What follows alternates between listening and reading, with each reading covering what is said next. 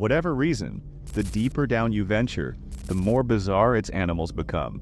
And this becomes even more evident when focusing specifically on oceans, where some creatures are so strange, they've inspired movies including animated ones like Nemo.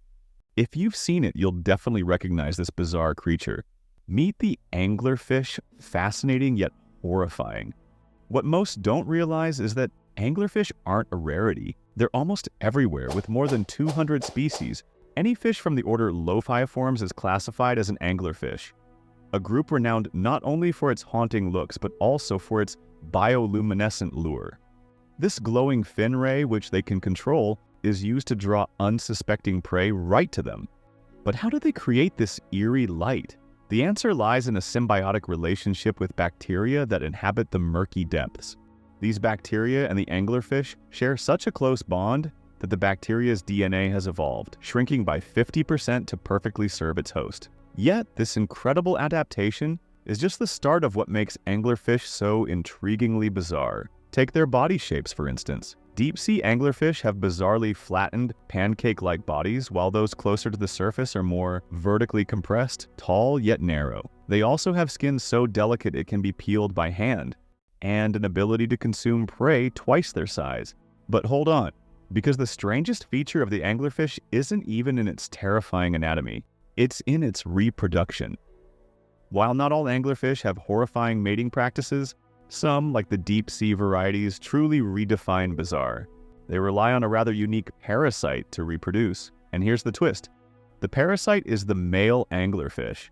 That's right, male anglerfish have evolved to become literal parasites. To understand how this works, let's dive into their habitat, the deep, dark waters of the Atlantic and Antarctic Oceans, sometimes as far down as 4,400 meters, equivalent to 47 Statues of Liberty stacked end to end. At this depth, the pressure reaches a crushing 430 atmospheres, enough to cause instant implosion if you were exposed to it. In this harsh environment, anglerfish are scarce, and finding a mate is nearly impossible. To survive, male anglerfish have adapted to become expert trackers, with large eyes and sensitive noses to detect light and scent in the water. But these adaptations come at a cost. Males are nearly useless in every other way. They're much smaller than females, up to 500,000 times lighter. To put it in perspective, if humans had this difference, an average woman would weigh more than 3 Eiffel Towers.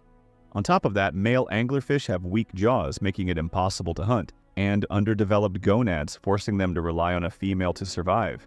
When a male finally locates a female, he attaches himself to her, literally merging his body with hers. He releases enzymes that dissolve her skin to the blood vessel level, allowing their bodies to fuse completely. The male then draws nutrients from the female while providing sperm when needed. In some species, a single female may have up to 8 males attached, each one relying on her for survival. But it's not all easy for the male. Over time, as he continues relying on the female, his body starts to wither. Parts like his eyes, fins, and even some internal organs gradually disappear, leaving him as little more than a single reproductive organ, ready to fertilize eggs whenever she's prepared to mate. If you found the anglerfish's reproductive strategy as intriguing as I did, don't forget to subscribe for more deep dives into the wonders and horrors of our world. Until next time, keep questioning the nature around you.